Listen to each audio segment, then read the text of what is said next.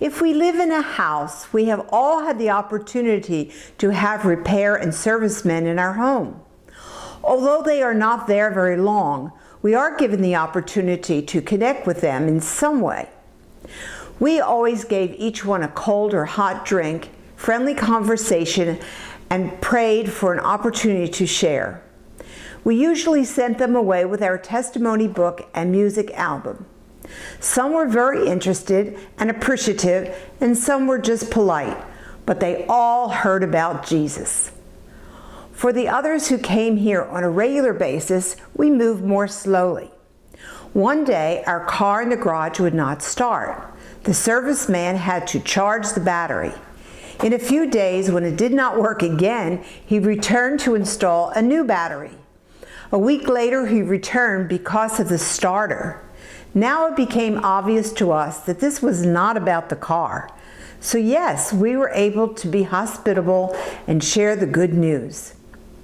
Yearly heater and air conditioning maintenance men appreciated our kindness and gladly received an encouraging word or book about Jesus. So there again, it's a matter of seeing each person you meet as a person for whom Jesus died. Hearing the good news in a loving way gives them food for thought as they go to their next customer. Some may even be born-again believers, which is always a bonus blessing for all of us. Then there are the lawn workers. Even though they usually have their own water in this Texas heat, refreshing iced tea or lemonade is another kindness to help them along their way. Before we completely realize the pagan roots of most worldly seasonal holiday celebrations, we used to give out the seasonal candy which represented that holiday and always had a corresponding holiday gospel tract. Most delivery, service, and repairmen were surprised and delighted, especially when we sent extra candy home for the children. Now we just give out special holiday delights all year round. The ones who gladly receive Jesus and go on with Him in the Lord in growth make it easier to accept the ones who reject.